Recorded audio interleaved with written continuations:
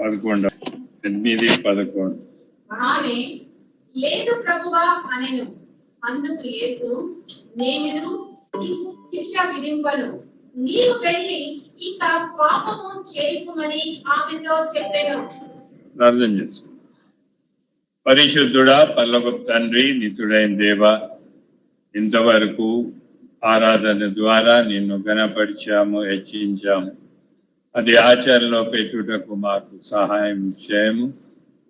అలాగే తండ్రి, బలలో పాల్గొనక ముందు హెచ్చరించావు తండ్రి.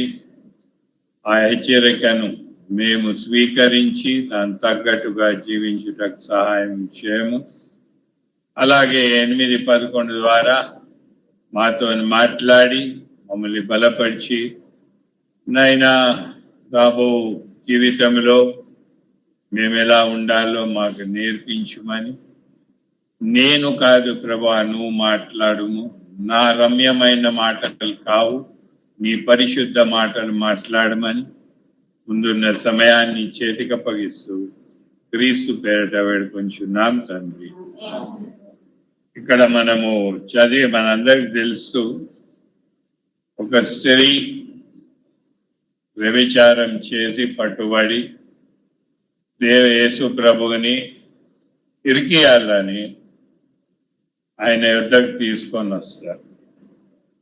యూజువలీ ఇది ఇన్సిడెంట్ జరిగినప్పుడు తర్వాత కొన్ని దినాలు ఇది అక్కడ ఉండే క్రైస్తవులుగా మారిన యూదులేమి వేరే వాళ్ళు ఇష్టపడలేదు ఈ యొక్క వాక్యాన్ని, ఈ యొక్క చాప్టర్ని, లేకుంటే సగం చాప్టర్ అంటే జరిగిన విషయాలు ఇష్టపడలేదు. ఎందుకంటే వాళ్ళకు అనిపించింది యేసు ప్రభు దాన్ని ప్రోత్సహిస్తున్నాడు.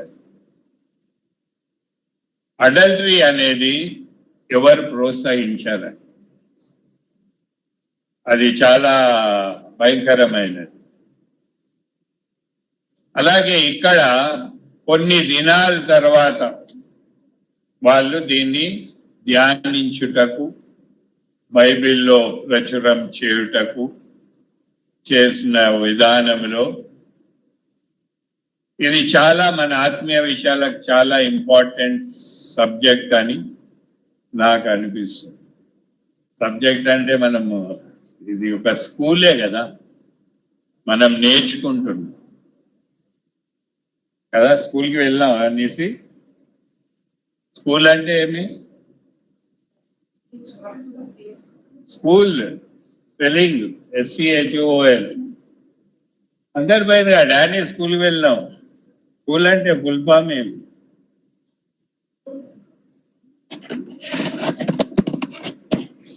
కదా. మనం ఆ స్కూల్ గురించి ఫుల్ ఫామ్ తెలియనప్పుడు ఈ స్కూల్ గురించి ఫుల్ ఫామ్ ఏం లేదు. ఎస్ అంటే సిన్సియారిటీ, సి అంటే కంప్లీట్, హెచ్ అంటే హానెస్టీ, ఓ అంటే ఆర్డర్లీనెస్, ఓ అంటే ఒబీడియన్స్, హెల్ప్ ఫర్ లెర్నింగ్. ఇవన్నీ మనం స్కూల్ అనుకుంటాం, కానీ అక్కడ అవన్నీ నేర్పిస్తారు. ఈ పరిశుద్ధమైన దేవుని స్కూల్లో కూడా మనకు ఎలాగైతే సబ్జెక్ట్స్ ఉంటాయో ఆత్మీయంగా ఎన్నో సబ్జెక్ట్స్ ఉన్నాయి. దాంట్లో ఇది ఒకటండి.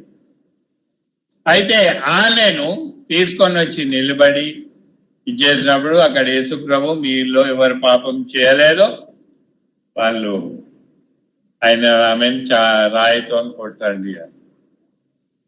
ఎవరు కొట్టలేకపోయారు. దేవుడు యేసుప్రభు ఏమో రాస్తున్నాడు, ఏం రాస్తున్నాడో ఎవరికి తెలియదు, ఇంతవరకు కనుగొనలేదు. చాలా మంది అంటారు బైబిల్లో అది ఉండే ఇది ఉండే. అది పరిశుద్ధాత్మ దేవుడు తన సమయమందు ఇది చేస్తాడు. అంటే బైబిల్ని మనము మన తగ్గట్టు ట్విస్ట్ చేసుకోలేదు. ఆయన ఏదో రాస్తున్నాక లాస్ట్కి లేచి చూసినప్పుడు ఎవరు లేరు, సరే నేను కూడా నిన్ను క్షమిస్తున్నాను అని చెప్తూ ఒక అడ్వైజ్ ఇస్తాడు. ఏమంటాడండి? వెళ్ళి పాపము చేయకు. It's a command. అయితే దానిలో దేవుడు యేసుప్రభు ఒక సూచనగా ఆయన జడ్జి చేయలేరు. ఎందుకంటే ఆయన సర్వభౌముడు. నేను కూడా నిన్ను క్షమిస్తున్నా అంటే వాళ్ళలాగా వాళ్ళు కొట్టకుండా వెళ్ళిపోయినారు కాదు. వాళ్ళు పాపులు, వాళ్ళు పాపం చేశారు కాబట్టి వాళ్ళు వెళ్ళిపోయారు. ఇది యేసుప్రభు కూడా క్షమించాడంటే ఆయన పరిశుద్ధుడు, ఆయన ఎప్పుడు పాపం చేయలేదు. దానికి ఆ పాతకాలపు క్రైస్తవులు, యూదులు వీళ్ళంతా దీన్ని ప్రోత్సహిస్తుండేమో అని. కానీ లోతుగా అది వేరే సబ్జెక్ట్ అనుకో. అయితే ఇక్కడ నాకు మెయిన్ సబ్జెక్ట్ ఏమంటే మనము పాపం నుంచి విడుదల పడతాం, విడుదల పొందాము, ఆరాధించాము, ఆరాధన వాక్యం విన్నాము, ఆరాధించాము. దాని తర్వాత ఆరాధన చేసిన దానికి విలువ ఎప్పుడు ఉంటుందంటే దాన్ని ప్రాక్టీస్ చేస్తున్నాం.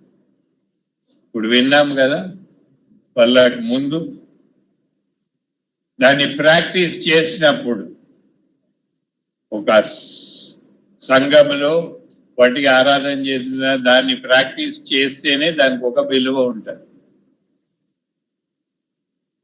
అయితే ఇక్కడ ఆ స్త్రీని ఆయన ఒకటి క్షమించాడు, ఒక దారి చూపించాడని, ఒక కమాండ్ ఇచ్చాడు, నువ్వు తిరిగి పాపము చేయకు. వ్యభిచారం అంటే ఏమి? అడల్టరీ అంటే ఒక మ్యారీడ్ అయిన మానవుడు, మా స్త్రీ కాని పురుషుడు వేరే భర్త కాని భార్య కాని వేరే వారితో సహవాసం చేస్తే అది అడల్టరీ అని. ఈరోజు రేపు చాలా జరుగుతున్నాయి. ఇవన్నీ జరగాల. అది ఒక కామన్ అయిపోయింది, ఒక స్టేటస్ అయిపోయింది. అయితే ఇక్కడ స్త్రీ వ్యభిచారం చేసినప్పుడు ఆయన గద్దించాడు, మంచి మాటలతో చెప్పాడు, క్షమించాడు, కృప చూపించాడు, దయ చూపించాడు, పాపం చేయకు అని ఒక ఆజ్ఞ ఇచ్చాడు. ఆమె ఏమైందో మనకు తెలియదు. ఇక్కడ వ్యభిచారం అనేది నేను చెప్పిన దానిని బట్టి మనం కూడా గ్రహించాలా మనం వ్యభిచారం చేస్తున్నామా,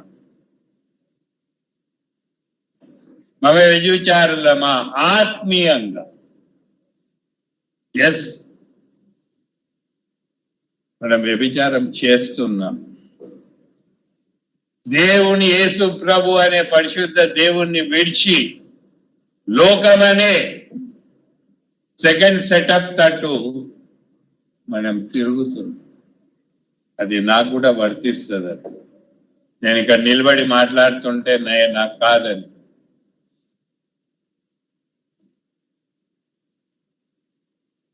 యేసు ప్రభు ఆయన మన భర్త, సంఘము అతని యొక్క వధువు.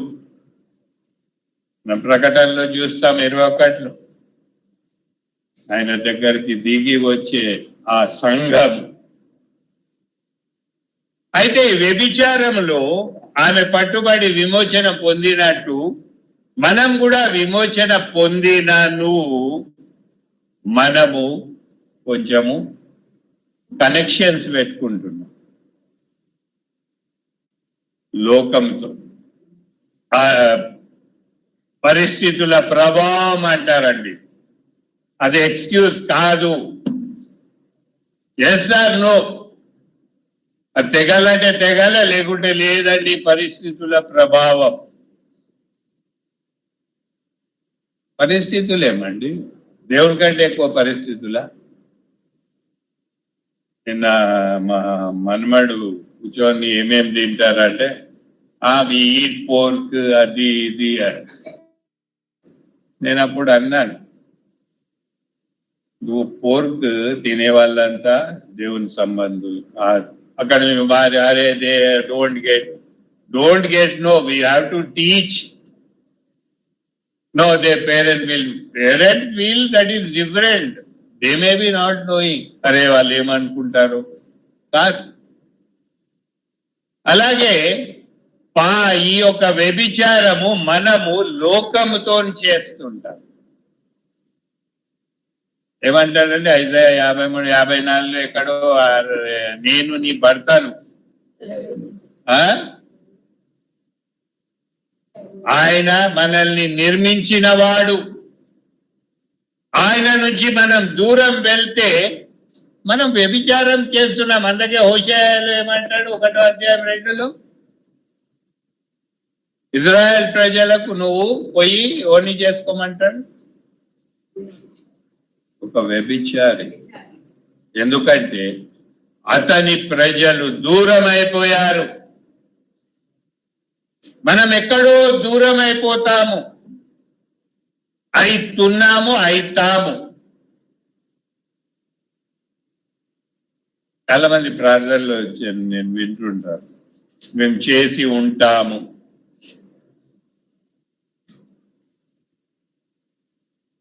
ఒకవేళ నీ చిత్తం అయితే, ఇఫ్ అనేది రాకూడదండి ప్రేయర్లో. నేను బిలీగ్రామ్ మెసేజ్ అంటే ఆయన ఇప్పుడు మనం విన్నాము కదా, ఆయన అన్ని చేసేసాడు మనకు.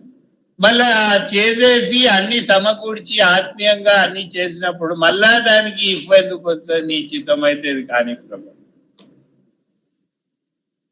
ఆయన మన గురించి చేసేసినప్పుడు మనం కూడా దానికి తగ్గట్టుగా ఉండాల. అయితే ఆయన భర్తగా ఉన్నప్పుడు, ఆయన మనల్ని విమోచించినప్పుడు, మన క్రయం ఇచ్చి కొన్నప్పుడు మనము ఆయనతో ఉండాల, లోకం తట్టు కాదు. లేకపోతే లోకం తట్టు తిరిగితే నువ్వు కొద్దిపాటిగా లోకం తట్టు తిరిగితే నువ్వు టోటల్ గా వ్యభిచారి. దాన్ని సమకూర్చుటకు, సరి చేసుకున్నటకు మనం బల్ల దగ్గర వచ్చాం. ఓకే, బల్లలో పాల్గొన్నాం. మళ్ళీ బయటికి వెళ్ళినాక ఏమి? మళ్ళా వస్తాడు సాతాను, ఈ లోకం నాది, నువ్వు ఇట్లా. మన యాత్రా జీవితంలో పరిస్థితులు ఉన్నాయి.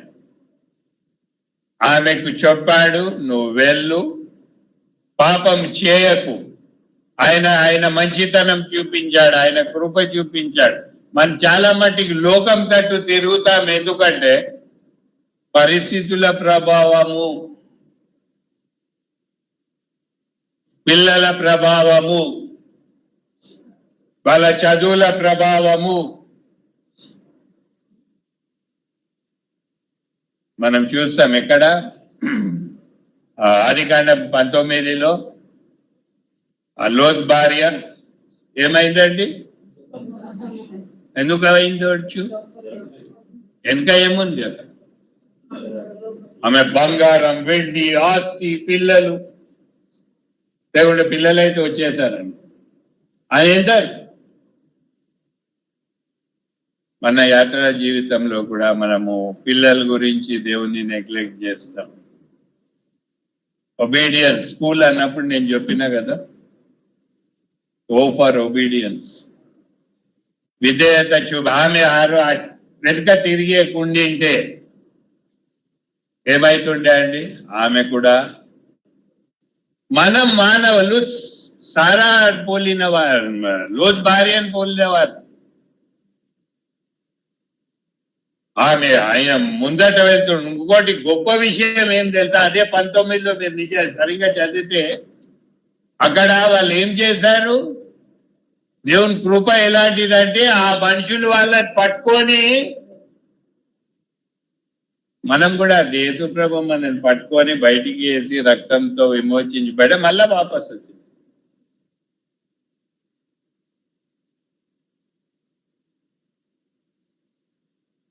అయితే దానికి విరుగుడు ఎట్లా?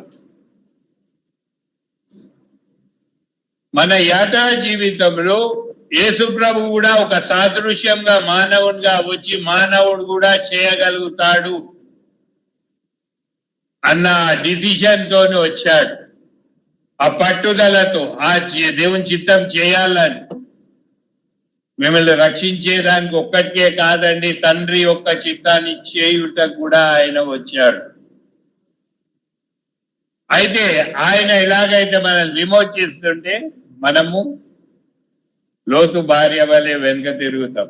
తిరిగి సమకూర్చబడతాం. తిరిగి జిగ్జాగ్ కాదు, దేవుని రిన్ సోప్ కాదండి. ఎందుకు నేను ఈరోజు మాట్లాడుతున్నా అంటే నేను కూడా రాత్రి చాలా గమనించి నా షార్ట్ ఫాల్స్.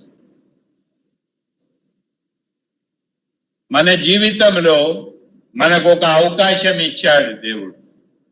అవకాశాన్ని సద్వినియోగపరుచుకోవాలి. రెండోసారి ఇస్తాడు, మూడోసారి, ఎన్నోసార్లు ఇస్తాడు, కాదని కాదు.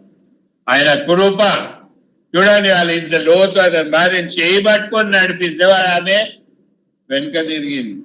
మనం కూడా మన పరిస్థితులు అనేబడే ఒక మాటని బట్టి దేవునికి వదిలేయండి. ఇప్పుడే సండే స్కూల్ పిల్లలకు చెప్తుంది, దేవునికి వదిలేయండి. అబ్రహాం తన కొడుకుని 100 సంవత్సరాలు పుట్టినాక అడిగితే దేవుడు చూసుకుంటాడు. అయితే మనము మానవ సహజం అనుకుంటా మనము వ్యభిచారం చేసుకుంటాం. ఎంతవరకు ఈ యొక్క స్త్రీ విమోచన పొందినాక ఏమైందో తెలియదు, కానీ ఇది మనకు ఎంతో ముఖ్యమైనది. Are we in adultery with the world? లోకాన్ని ప్రేమించువాడు నాకు శత్రువు అన్నాడు. Clear cut warning. దానికి మనము ఎంతవరకు తిరిగి పొందుతాం, తిరిగి సమకూర్చబడతాం? క్రీస్తు ఒక్కడే. ఆయన దగ్గర పోయినప్పుడు ఆయన కృపలో దయలో తిరిగి బయటికి దోసేస్తాం. నాయన ఇక్కడ ఇది కాదు నీకు. బ్రదర్ పంది పంది అంటుంటే నాకు బైబిల్లో ఒక స్త్రీ జ్ఞాపకం వస్తుంది. పంది ఎట్లుంటదండి? నిజి పంది ఎట్లుంటది? ఇంతకే చూస్తుంటది, అది మీద చూడదు. ఆ రక్తసాల స్త్రీ కూడా ఎట్లా వంగిపోయి కిందకే చేస్తుంది. ఎప్పుడైతే దేవుడు ముట్టాడో మన జీవితంలో కూడా మనం లోకంతో వ్యభిచారం చేస్తున్నప్పుడు కింద వాటి గురించి పై వాటి గురించి చూడము. అది మన తత్వము. అది గురించి అక్కడ ఆ పరిస్థితిలో ఒక వర్డ్ యూజ్ చేస్తాడు, ఒక వర్డ్స్ ఉంది. వీటి నుంచి విమోచన పొందాలంటే మనకున్న ఈ కట్టుబాట్లు విడబడాలి. అది ఎంత ఎవరికి చేయదనిపించినా దేవునికి న్యాయంగా ఉందా? కట్టుబాట్లు చాలా ఉన్నాయి, చూస్తున్నాను నేను. యోహాను 11:14 ఏమంటారు? 44 సారీ. చనిపోయిన వాడు కాళ్ళు చేతులు లేత వస్త్రములతో కట్టబడిన వాడై వెలుపలికి వచ్చెను. అతని ముఖమునకు రుమాలు కట్టి ఉండెను. అంతటా యేసు, మీరు అతని కట్లు విప్పి పోనీయుడని వారితో చెప్పెను. ఏమన్నాడండి? కట్లు విప్పండి అన్నాడు. ఫ్రీ అవుతాడని కాదు, ఆత్మీయంగా మనకున్న కట్టుబాట్ల నుంచి విడుదల పొందాలా, తీసి పడేయాలా, అప్పుడు ఫ్రీ అవుతాం. లాజరస్ ని మమ్మీ వాళ్ళే కట్టలేదండి, మమ్మీని మొత్తం కట్టేస్తారు.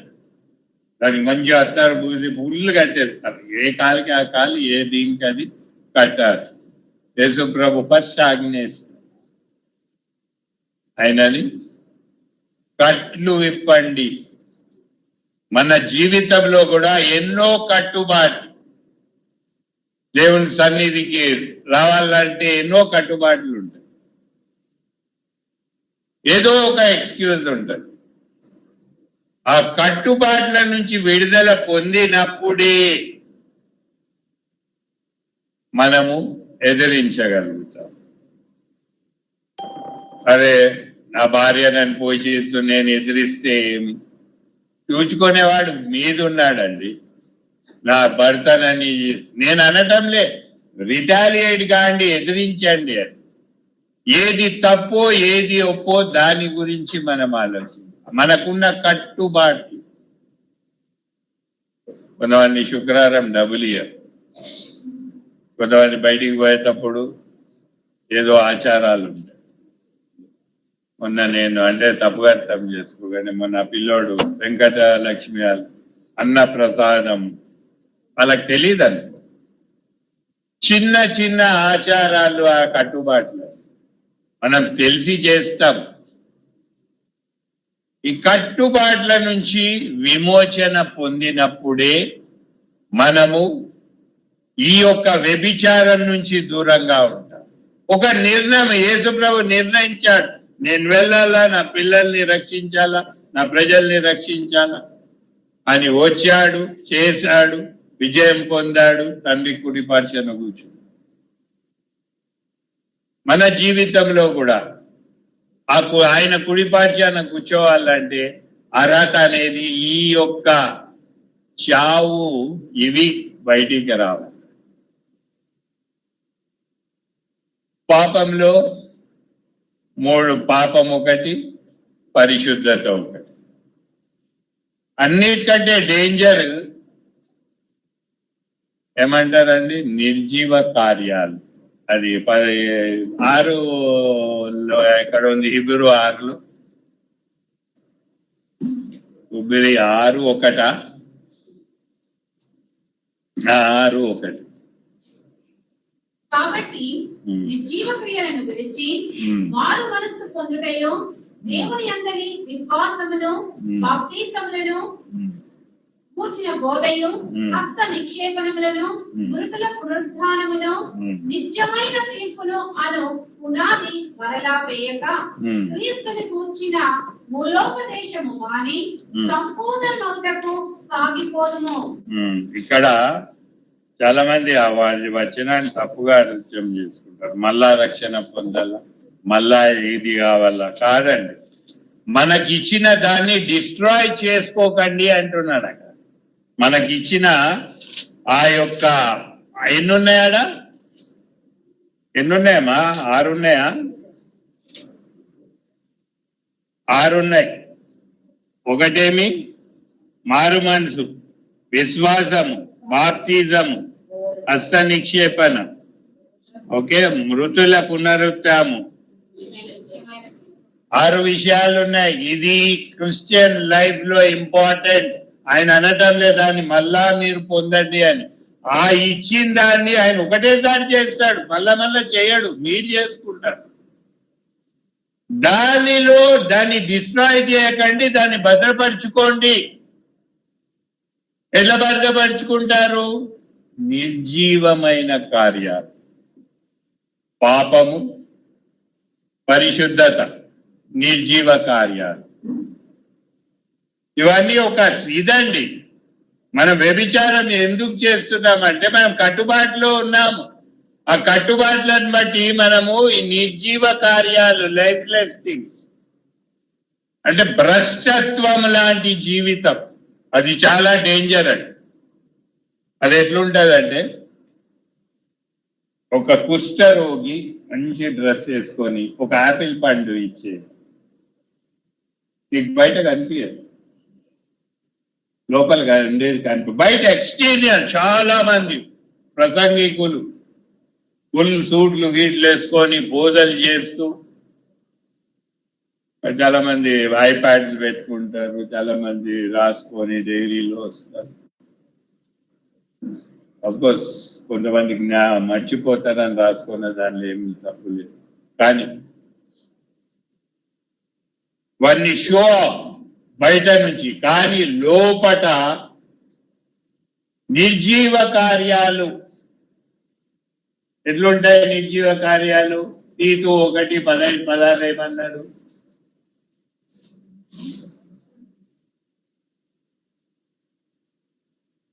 దేవుని ఎరుగుదమని వారు చెప్పుకొందరు, కానీ అసభ్యులను, అవిధేయులు, ప్రతి సత్కార్య విషయంలో భ్రష్టులనై ఉండి తమ క్రియల వలన ఆయనను ఎరుగమన్నట్టున్నారు. ప్రతి క్రియలో వాళ్ళేం చెప్పేది ఇప్పుడు మాటకి నేను పాటలు లౌడ్గా వాడతా, ప్రసంగం చేస్తా, ఇంకేం చేస్తాను, ప్రార్థన చేస్తాను.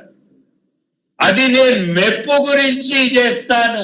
అవి నిర్జీవ కార్యాలు. నిజంగా ఆసక్తి ఆ లోతుగా ఉండి, యశుప్రభు తెలుసా ఆత్మీయంగా వస్త్రాలు తీసివేయాలి, అందుకే ఆయన ముందు అవి కట్లు విప్పండి. మన ఫస్ట్ మన కట్టుబాట్ల నుంచి బయటికి వచ్చినప్పుడు, ఆచారాల నుంచి, పాపము నుంచి. నేను మన ఎవరిని ఆకృతి నువ్వుకే తెస్తుంటా, ఎందుకంటే పాప నేర్చుకోవాలి.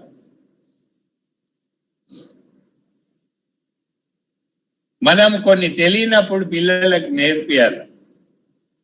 అయితే నిర్జీవ కార్యాలు బయట మంచిగా ఉంటాం, లోపల కుళ్ళిపోయినది అవి కార్యాలు. అలాంటివన్నీ ఉన్నాయి 6. ఈ 6 ఏమి ముఖ్యమైనది, ఒక క్రిస్టియన్ లైఫ్ కి ముఖ్యమైనది. ఇది మన పునాది. దానిలో మొదటిది ఏమి? రిపెంట్. యేసుప్రభు కూడా ఆయన పరిచర్య చేశాడు అట్లనే అండి. చూడండి మత్తయి 4:17. ఆయన వస్తేనే ఇది చేయలేదు, ఆయన శోధన పొంది ఏమన్నాడు? 17 మారు మనసు, రెండోది విశ్వాసము, మూడోది బాప్తిజం. ఇక తక్కినవి ఉన్నాయి, అవి పెద్ద లిస్ట్ అనుకోండి, మనకు టైం లేదు. బాప్తిజంలో 3 ఉన్నాయి. మన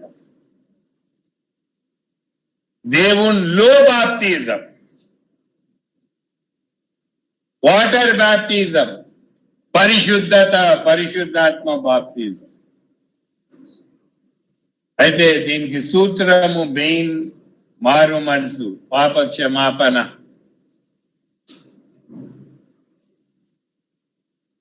అంటే పూర్తిగా తిరిగిపోవాల, దేన్ని వదలకుండా విడిపోవాల. అయితే మనం ఉన్నామా కట్టుబాటులో? ఇంకా ఒకరి బట్టి మనకు అటాచ్మెంట్స్ చాలా ఉంటాయండి. అదేమో నాకు ఇంతవరకు నేను అంటే దేవుని కృపకు నేను ఎవరికి అటాచ్ కాను. యూజువల్ నిలబడే టైంలో నిలబడతాం, చేసేది చేస్తాం. కానీ అటాచ్మెంట్ అనేది ఒక విగ్రహం అనుకోవచ్చు, ఒక విగ్రహం అని. మొన్న మా మన్మని తిట్టిన, మా ఆవిడంటూ అరే చిన్నప్పటి నుంచి పెంచినావు, తిట్టేది.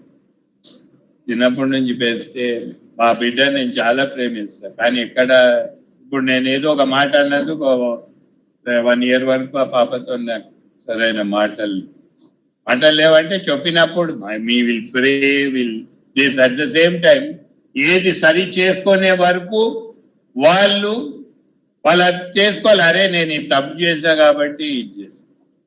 అట్లనే attachments to the world, attachments to the children, attachments to the education, attachments to friends, attachment to the dresses, attachment to the gold. ఉండాలా, ఇవన్నీ ఉండాలా, కాదని కాదు. కానీ మనకు ఈ అటాచ్మెంట్స్ ఉంటే సాతానుడు దాన్ని ఎక్స్పాండ్ చేస్తాడండి. ఎప్పుడైతే సాతానుడు ఎక్స్పాండ్ అయిపోతాడో దేవుడు దూరం అయిపోతాడు. మన ఈ కట్టుబాట్లు, ఈ యొక్క ఆత్మీయ వ్యభిచారము పోవాలంటే కట్టుబాట్లకు దూరంగా, కట్టుబాటు దూరం అయినప్పుడు ఈ 6 మనం జాగ్రత్తగా మనము దానిని ఆచరణలో పెట్టాలా. నేను ఇప్పుడు చెప్తున్నా, నేను అది చేస్తే నేను వేషధారి, నేను భ్రష్టుడను. ఇప్పుడు పరీక్షించుకోండి అంటాము వాళ్ళకు. నువ్వు పరీక్షించి దానికి తగ్గట్టుగా, అరే నేను పరీక్షించుకున్నా, దేవుణ్ణి అబద్ధికం చేస్తున్నా, నేను మళ్ళా తప్పు చేస్తే తప్పు చేస్తావు, కానీ కాపాడేవాడు దేవుడు. ఎప్పుడైతే మనం మారు మనసు పొంది ఆయన విశ్వాసంలో ఆయన కొన్ని షరతులు పెడతాడండి. రక్షణ పొంది బాప్తిజం అనేది ముందు పొందవచ్చు, రక్షణ పొందినాక బాప్తిజం తీసుకోవచ్చు, ఆ పరిశుద్ధాత్మ రక్షణ తర్వాత బాప్తిజం తర్వాత కూడా రావచ్చు. మనం దీనిలో చూస్తాం వాక్యాలు. అయితే నేను అనేది ఏమంటే, మనము మన పరిశుద్ధత కొరకు మనం కొన్ని త్యాగం చేయాలి, మన అటాచ్మెంట్స్ ని దూరంగా ఉంచాలి. అయితే ఈ 6 విషయాలు ఇక్కడ Hebrew 6లో చెప్పిన విధంగా 6 విషయాలు మనం పాటిస్తే మనము ఎదుగుతామని. ఇదే Hebrew 9లో చెప్పబడి, ఇవన్నీ చేసినప్పుడు నువ్వు దేవుని కొరకు ఎదుగుతావు. ఈ మధ్యాహ్న సమయం అండి, ఎంతవరకు మనం కట్టుబాటులో ఉన్నాం, ఎంతవరకు మనం అటాచ్మెంట్ లో ఉన్నాం. ఒక నిబంధన చేశాం దేవునితో, రక్షణ పొందాం, సాక్ష్యం ఇచ్చాం. మళ్ళా సాక్ష్యం ఏమైంది? ఆ సాక్ష్యం ఎక్కడి వరకు మనం ఉన్నాం? ఆ సాక్ష్యంలో నిలబడి ఉన్నామా, లేకుంటే వేరే చూపియనికి, లేకుంటే అరే బాప్తిజం పొందినా బల్లలో పదకొనాలా, లేకుంటే రక్షణ పొందినా నేను బయటికి చూపించుకోవాలా లోపట? సాతానుడు చేస్తాడండి. ఇప్పుడు నేను ఇంత ప్రీచ్ చేస్తాను, బయటికి అయితే ఏదో ఆకర్షణ వస్తుంది, ఏదో టెంప్టేషన్ వస్తుంది.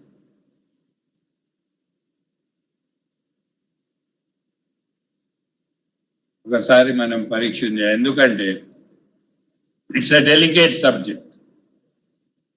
దాన్ని విరగొట్టాలంటే మనం విరగొట్టుకోవాలి. ఇప్పుడు విన్నాము, నిండి పొర్లన్నా ఉండాలా, లేకుంటే విరగొట్టవాలి. విరగొట్టబడినప్పుడు మనకు తెలుస్తుంది నిజ స్థితి ఏమి. నిన్న ఎవరో నాతో మాట్లాడుతుంటే కేసీఆర్ అంతా చేశాడు అంటే, ఆయనకి ఇప్పుడు తెలుస్తుంది ఎవరు ఏమి అని. ఎప్పుడైనా నష్టం జరిగినప్పుడే మనకు అన్ని బయటపడుతుంది. యేసు ప్రభు మన కొరకు విరగొట్టబడ్డాడు, ఆయన గాయాలతో మనం స్వస్థత పొందాం. మళ్ళా స్వస్థత పొంది మళ్ళా ఆ యొక్క తిరిగి ఆ గబ్బులో పోయే వరకు ఎంతవరకు సాగు.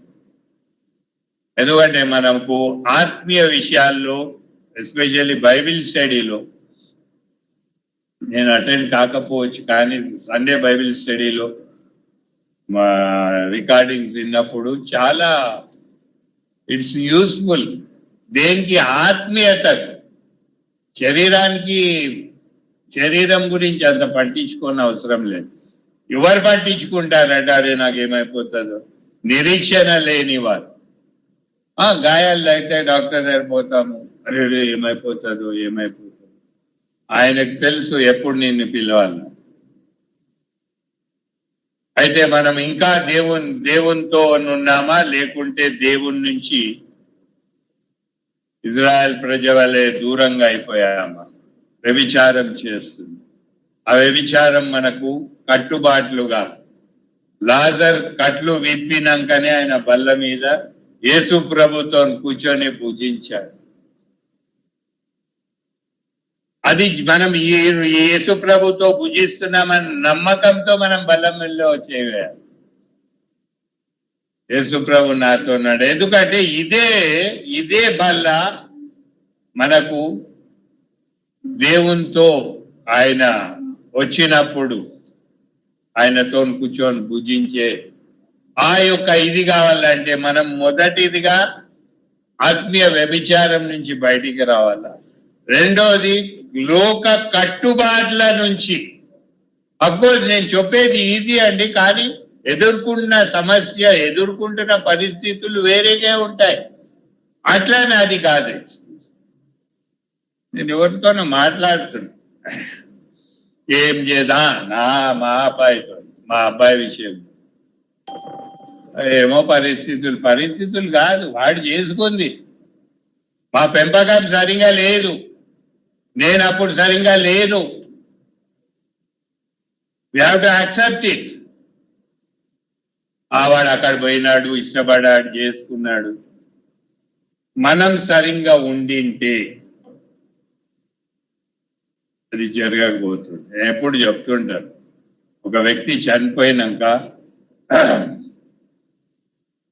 పిల్లలు వచ్చారు, అందరు కొడుకులు అన్ని ఆస్తులు తీసుకొని వెళ్ళిపోయారు. బిడ్డ ఒకటి ఆ చైర్ తీసుకుంది. ఏమా ఈ చైర్లో ఏముందంటే, ఈరోజు నా పరిస్థితి ఆ చైర్ మీద నా తండ్రి ప్రార్థన. మనం సరిగ్గా ఉంటే మనం ఎక్స్క్యూజ్ ఇవ్వనవసరం. మన ప్రార్థనా జీవితం సరిగ్గా ఉంటే, మన ఆత్మీయ జీవితం సరిగ్గా ఉంటే, ఎక్కడైనా నష్టం జరుగుతుందంటే ఎక్కడో తప్పులు జరుగుతున్నాయి. ఎందుకంటే మనము ఆ నష్టాన్ని చూసి వదిలేస్తాం, లోతుగా వెళ్ళము. నిన్న కూడా మా ఇంట్లో యూజువల్లీ నీళ్ళు అవో ఇక పిల్లలు వచ్చారని చాలా వాడతారు వాళ్ళు. అయితే ఎప్పుడు బోరేలు నేను వచ్చేటప్పుడు నీళ్లు లేవు, మళ్ళా కింద ట్యాంక్ లో నీళ్ళు నింపి మళ్ళా మీదికి పంప్ చేసి పెడప్ అయిపోయింది. అప్పుడు కిందికి వచ్చిన ఏం ప్రభా ఎప్పుడు ఎక్కడ నాతో తప్పైంది. ఆ టైంకి నీళ్లు దొరకవు, ట్యాంకర్ తెప్పియాలి. వాని వీడు వాటర్ వర్క్స్ ఫోన్ చేసి ఇప్పుడు కాదు సార్ రేపు, కింద టెనెంట్స్ ఉన్నారు, నీళ్లు లేవు. అప్పుడు ప్రార్థన చేస్తే సరే సార్ వస్తాను అని నీళ్ళు నింపిపోయి. అంటే ఎక్కడో జరిగింది అది తప్పు. మనం ఎప్పుడైతే మనము దేవుని నుంచి జరిగిపోయినప్పుడు మనకు నేర్పించుటకు, మనల్ని సరిచేయుటకు, బాబు నువ్వు అటు తిరిగినావు, లోతు భార్య వల్లే. మనం లోతు కూడా ఈ వాజ్ హెసిటెంట్. లోతు దానిలో చదివినైతే నేను ఇక్కడే ఉంటా, ఇక్కడే పోతా. మనం కూడా నేను ఇంతవరకే వస్తా. ఫుల్ గా కమిట్మెంట్ ఉన్నప్పుడే మనకు ఆత్మీయ జీవితము, ఈ 6 విషయాలు మనం భద్రపరుచుకొని, తప్పిపోతాం, పడిపోతాం కాదని కాదు, ఈ 6 విషయాలు మనం ఎప్పుడైతే భద్రపరుచుకుంటామో అప్పుడు అది డిస్ట్రాయ్ కాకుండా, దాన్ని తిరిగి వేయండి అని కాదండి అర్థం. అది డిస్ట్రాయ్ కాకుండా దాన్ని తిరిగి దేవుని దగ్గర సమకూర్చబడి దానిలో కొనసాగించినప్పుడు మనం ఒకటి పాపం చేయము. ఆత్మీయ కార్యాలు ఏవనగా గలతీ 5లో రాసి, శరీర కార్యాలు ఏవనగా ఇవి, అలాగే నిర్జీవ కార్యాలు ఇక్కడ రాస్తుంది లిస్ట్. బైబిల్ మనకు మొత్తము ఇదే ఇస్తుంది. బైబిల్ నుంచే అన్ని రాజ్యాంగాలు, లాస్ అన్ని చాలా మటుకు 99% యాక్యురేట్ గా. అయితే మనకి ఇంత చూపించే మార్గం ఉన్న గ్రంథము మనం ఎందుకు వదిలేస్తున్నాము, ఎందుకు డీవియేట్ అవుతున్నామంటే మన అట్రాక్షన్ లోతు భార్య వల్లే. జీవం గల దేవుడు ఆయన, పాపం క్షమించే దేవుడు. మత్తయిలో ఏదో ఎక్కడో అంటాడు, ఆ స్త్రీ తప్పు చేసిన స్త్రీ వాళ్ళంతా ఇచ్చేస్తే నేను నీ పాపాలు క్షమిస్తున్నా. ఎందుకంటే మన ప్రతి ఒక్క నిర్ణయము, ప్రతి ఒక్కటి మన మీదే ఉంటది. నువ్వు దాని నుంచి దూరంగా ఉన్నప్పుడే యు ఆర్ సేఫ్ గార్డ్. దేవుడు ఫోర్స్ చేయడు కాబట్టి. అయితే మనం ఇంకా ఆ యొక్క అటు ఇటు ఉన్నామా, 2 తలంపుల మధ్య ఉన్నామా, సిరిని దేవుణ్ణి ప్రేమిస్తున్నాము, లోకాన్ని దేవుణ్ణి ప్రేమిస్తున్నాం, 2 పడవల మీద ఉన్నామా. ఎందుకంటే ఆయన చేసిన శిల్వ కార్యం ఒక మంచి ఉద్దేశంతో, ఇక్కడ ఆస్తులు సంపాదించుకోనేకి కాదు, పరలోక రాజ్యంలో నాకు ఇవ్వబో బహుమానం కొరకు, ఆయనతో నుండుటకు. ఆయనకి ఏం అవసరం అండి? ఆయన నిన్ను సృజించి ఆయనతో వ్యతిరేకించిన సాతానుతో పోరాడి ఆయన ఈ లోకాన్ని స్థాపించి ఆ స్థాపనకు ముందు అన్ని రెడీ చేసి పెట్టి లాస్ట్ కి మానవ సృజించి బాబు జీవించు అన్నాక మళ్ళా అక్కడ పాపం జరిగితే ఆయన వాగ్దానం ఇచ్చినట్టు 3వ అధ్యాయంలో వచ్చి చేసి, ఎందుకంటే ఆయన మీతో ఉండాలి, మీరు ఆయనతో ఉండాలి. ఆ భయంకరమైన నాశనము నరకములో, ఎందుకంటే నేను చేసినవన్నీ రీకలెక్ట్ చేసుకుంటే అది ముందు చాలా బాగుంటదండి, పాపం చాలా బాగుంటది, రమ్యంగా ఉంటది. దాని వెనకాల ఉండే నాశనము చాలా భయంకరంగా ఉంటుంది. ఎందుకంటే అనుభవించాము కాబట్టి. ఆ అనుభవంలో మేము కూడా ఎన్నోసార్లు త్రుటి వెళ్తాం, ఆకర్షణలకు లోనవుతాం, డబ్బులు వచ్చే ఛాన్స్ సంపాదించుకోవచ్చు. కానీ ఈ రోజు నేను చేసిన దానికి రేపు నేను ఎక్కడున్నాను? నేను ఈ 6 విషయాలు పోగొట్టుకుంటాను. నేను ఒక భ్రష్టుడిని అయిపోతాను, నేను ఒక వేషధారిని అవుతాను. ఈరోజు నేను మీతోనే సంఘంతో కూర్చొని తింటున్నాను, తాగుతున్నాను, సంతోషంగా ఉంటున్నాను, వాక్యం వింటున్నాను. కానీ నేను భ్రష్టత్వంలో చేస్తే మీరు ఎత్తబడే సంఘంలో ఉంటారు, నేను కిందకు పోయే సంఘంలో ఉంటాను. మన యాత్రా జీవితము చాలా సున్నితమైంది, జవాబుదారీతనం ఉంది. ఎందుకంటే ఆయన మనల్ని కొన్నాడు, ఆయనకు జవాబు ఇవ్వాలి. ఈ లోకంలో ఉండే జవాబు ఇవ్వాలి. మన సాక్ష్యాన్ని బట్టి ఇతరులు యేసుప్రభు యొక్క సాక్ష్యం బట్టి ఎందరో ఆయన తట్టు తిరిగారు, ఎందరో వచ్చారు. అంతకుముందు బైబిల్ స్టడీలో విన్నాం దేవుని రాజ్యం గురించి. ఒక చిన్న రాయి ఒక పెద్ద రాజ్యం, పెద్ద పర్వతంగా ఆయన తన సొంత వాళ్ళు విసర్జించారు. కానీ ఆయన అన్యులకు ప్రిఫరెన్స్ ఇచ్చినాక అఫ్ కోర్స్ వాళ్ళు కలిసారు, ద సెకండ్ థింగ్. కానీ మనం ఎట్లున్నాం? ఆయన చేసిన శిల్వ కాదు. యూజువల్లీ అంటే టైం లేదని చాలా మంది ఇది చేస్తారు. కానీ మన అంటే నేను చేస్తాను కాబట్టి మీరు చేయాలని ఇక్కడ లేదు. ప్రతి ఒక్క శిల్వ మీదకి జరిగిన కార్యము మన స్టార్టింగ్ ఓపెనింగ్ బెడ్ నుంచి బయటికి వచ్చినప్పుడు చేసే ఆరాధన చాలా గొప్పగా ఉంటుంది. ప్రతి ఒక్క గాయము ఆయనను గుంతలో పడేసినప్పుడు ఎంత లోతుగా ఏమైంది? గుంతలో పడేస్తే సిల్వ నిలబడిపోయిందా? ఎముకలు కదిలిపోయినాయి, గాయాలు విస్తరించాయి, రక్తం ఎక్కువ బారింది. ఆ గాయాలు విస్తరించబడి ఆ 3 మేకులు ఆయన తాగుతున్నాడు. ప్రతి ఒక్క ఆ గాయం ద్వారా జరిగినది మనం లోతుగా ఆరాధించి దాన్ని తగ్గడగా జీవించినప్పుడే. నేను ఆరాధించి నేను మళ్ళా లోకాన్ని మధ్యలో పెట్టి ఇది చేస్తే దానికి ఒక అర్థం ఉండదు. Let us decide. ఎందుకంటే రేపు మనం బతుకుతామో ఉంటామో లేదో ఎవరు nobody can give in writing. ఒకవేళ అలా ఉంది అంటే సరి చేసుకొని జీవించుట బెటర్. భ్రష్టత్వం అనేది భయంకరమైనది. అటన్నా ఉండు, ఇటన్నా ఉండు, వెచ్చగా ఉండు, లేకుంటే చల్లనగా ఉండు. నిలివెచ్చగా ఉంటే నేను ఉమ్మేస్తానంట. దేవుడి వాక్యాన్ని దీవించు.